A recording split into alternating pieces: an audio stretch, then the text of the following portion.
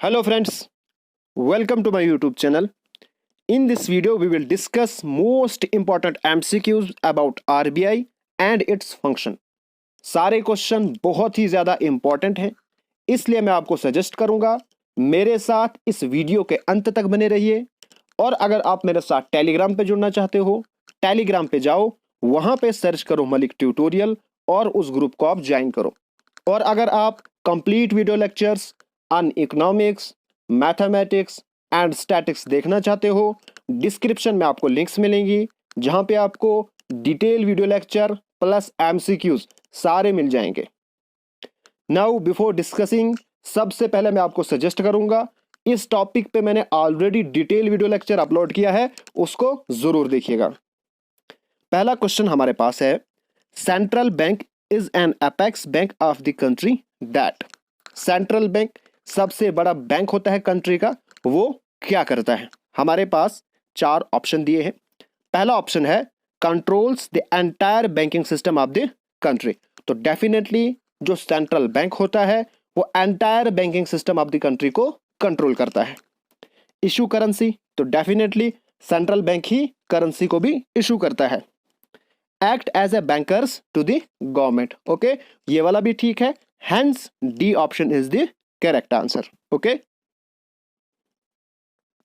Next हमारे पास question है, monetary policy is announced in India by. Monetary policy कौन अनाउंस करता है? ये क्वेश्चन आपके लिए है, फटाफट से इसका आंसर करिएगा। ओके, होप आपने आंसर दिया है। तो मॉनेटरी पॉलिसी इंडिया में अनाउंस करता है central bank of India. Okay, तो सेंट्रल बैंक इंडिया का कौन है? Reserve Bank of India. Hence B option is the correct answer. Next question हमारे पास है, the lender of last resort means. Now since जो आरबीआई है वो लैंडर ऑफ लॉस्ट रिजॉर्ट है। अब लैंडर ऑफ लॉस्ट रिजॉर्ट का मतलब क्या है? The government coming to rescue the sick industries. तो डेफिनेटली जो लैंडर ऑफ लॉस्ट रिजॉर्ट है ये किसके रिलेटेड है? सेंट्रल बैंक के। तो गवर्नमेंट इसमें पहले ही कैंसिल हो गया। Commercial bank coming to rescue cooperative banks, ये भी गलत हो गया। उसके बाद central bank coming to the rescue of banks in the time of financial crisis. तो सी वाला ऑप्शन बिल्कुल करेक्ट है, बिकॉज जो सेंट्रल बैंक है वो हेल्प करता है कमर्शियल बैंक की जब उसको फाइनेंशियल क्राइसिस फेस कर रहा हो। Okay, hence C option is the correct answer. Next हमारे पास क्वेश्चन है, which system of issue of currency note is followed by RBI. Now since जो आरबीआई होता है वो करेंसी को इशू करता है, बट वो किस बेस पे करेंसी नोट्स इशू करता है? वो करता है on the basis of minimum reserve system. Okay, hence D option is the correct answer. अब आपके लिए क्वेश्चन है, मिनिमम रिजर्व सिस्टम से पहले इंडिया के अंदर कौन सा सिस्टम था? ओके, इसका आंसर आपने करना है कमेंट बॉक्स में, फटाफट से करिएगा। नेक्स्ट हमारे पास क्वेश्चन है, the Reserve Bank of India issue all currency note accept.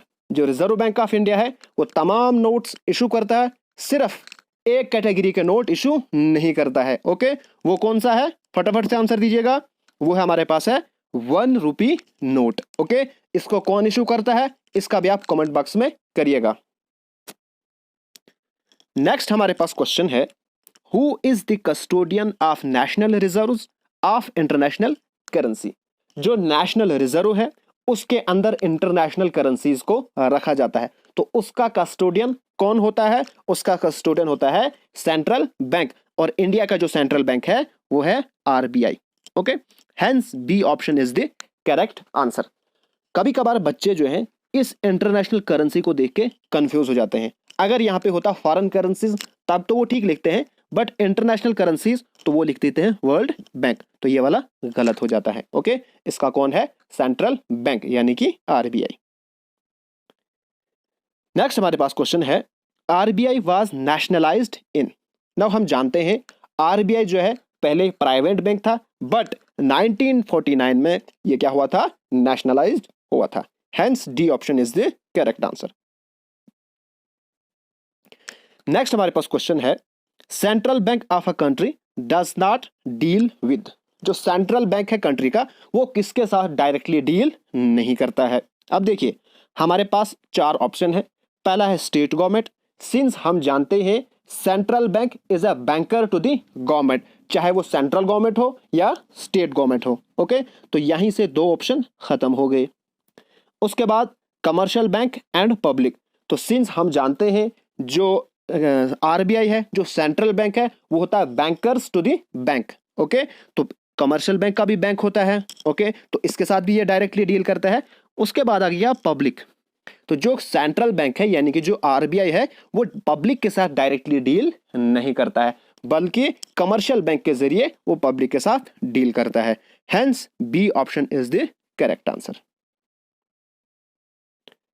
Next हमारे पास क्वेश्चन है, who works as RBI agent at a places where it has no office of its own.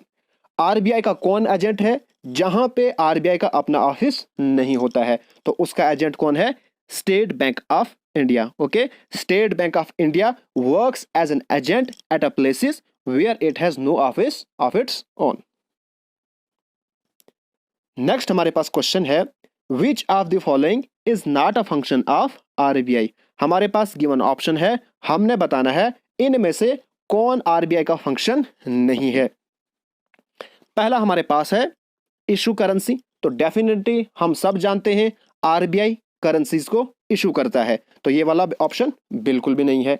Second, हम जानते हैं bankers bank, जो RBI है वो बैंकों का भी बैंक है, तो ये वाला भी ऑप्शन नहीं है, ये भी इसी का फंक्शन है। उसके बाद हमारे पास दो ऑप्शन आते हैं। डी ऑप्शन में लिखता है कस्टोडियन ऑफ फॉरेक्स रिजर्व, तो डेफिनेटली जो आरबीआई है वो कस्टोडियन होता है फॉरेक्स रिजर्व, यानी कि फॉरेन एक्सचेंज रिजर्व का। ठीक है, ये भी इसी का फंक्शन आ गया। उसके बाद हमारे पास आता है रेगुलेशन ऑफ फॉरेन ट्रेड, जो आरबीआई है वो डायरेक्टली रेगुलेट नहीं करता है फॉरेन ट्रेड को। Okay, hence C option is the correct answer. Next हमारे पास क्वेश्चन है, the Reserve Bank of India bulletin is published every. जो रिजर्व बैंक ऑफ इंडिया है उसकी बुलेटिन कब पब्लिश होती है? वो होती है every month. Okay, hence A option is the correct answer.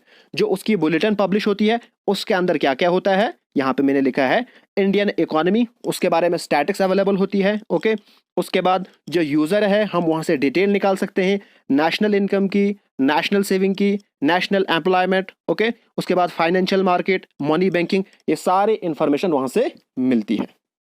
Next हमारे पास क्वेश्चन है, the RBI has helped to finance India's foreign trade through. जो आरबीआई है वो डायरेक्टली इंडियाज फॉरेन ट्रेड को हेल्प नहीं करता है, उसको फाइनेंस नहीं करता है, बल्कि इनडायरेक्टली करता है। किस बैंक के थ्रू करता है? वो करता है एक्सिम बैंक को, यानी कि export import bank of India. और ये कब सेटअप हुआ था? 1982 में। ओके, ये कब सेटअप हुआ था ये आपके लिए इंपॉर्टेंट नहीं है, बल्कि ये चीज आपके लिए इंपॉर्टेंट है, इसका नाम और इसकी फुल फॉर्म। नेक्स्ट हमारे पास क्वेश्चन है, on which commission recommendation Reserve Bank of India was establish. किस कमीशन की रिकमेंडेशन पे आरबीआई को एस्टेब्लिश किया गया था? वो है Hilton Young commission. Okay, B option is the correct answer. Next हमारे पास क्वेश्चन था, ये पूछा गया था यूपीएससी 2013 में, the Reserve Bank of India regulates the commercial banks in the matter of. हम जानते हैं कि reserve Bank of India regulate करता है कमर्शियल बैंक को, लेकिन सारे पार्ट्स में हर एक काम में वो रेगुलेट नहीं करता है, कुछ काम कमर्शियल बैंक खुद भी करता है। ओके, तो अब हमने देखना है इन फोर ऑप्शन में किस किस काम में reserve Bank of India regulate करता है कमर्शियल बैंक को। सबसे पहले लिक्विडिटी ऑफ एसेट, तो definitely reserve Bank of India जो है liquidity asset of commercial bank पे कंट्रोल करता है by using CRR and SLR. Okay, उसके बाद ब्रांच एक्सपेंशन, तो डेफिनेटली इसके बारे में भी करता है। मर्जर ऑफ बैंक्स, जब बैंक्स को मिलाना होता है, एंड वाइडिंग अप ऑफ बैंक्स। तो इन चारों ऑप्शंस में, चारों कैटेगरीज में जो रिजर्व बैंक ऑफ इंडिया है ये रेगुलेट करता है कमर्शियल बैंक्स को। Hence D option is the correct answer. Now next, अब हमारे पास क्वेश्चन है, which of this facilities is given by RBI to the bank for inter banking transaction. हमारे पास गिवन ऑप्शन है, हमने बताना है कि इनमें से कौन से फैसिलिटीज के थ्रू बैंक आपस में क्या करते हैं, ट्रांजैक्शंस करते हैं। ओके, तो इसका करेक्ट ऑप्शन है RTGS, यानी कि real time gross settlement system. Okay, hence B option is the correct answer. जो स्विफ्ट है यहाँ पे इंटरनेशनल ट्रांजैक्शंस होती हैं। ओके, तो फ्रेंड्स आज की वीडियो में इतना ही। अगर आपको ये वीडियो पसंद आए तो प्लीज मेरे चैनल को सब्सक्राइब कीजिए और इस वीडियो को अपने फ्रेंड्स एंड क्लासमेट के साथ जरूर शेयर कीजिएगा। Thanks for watching.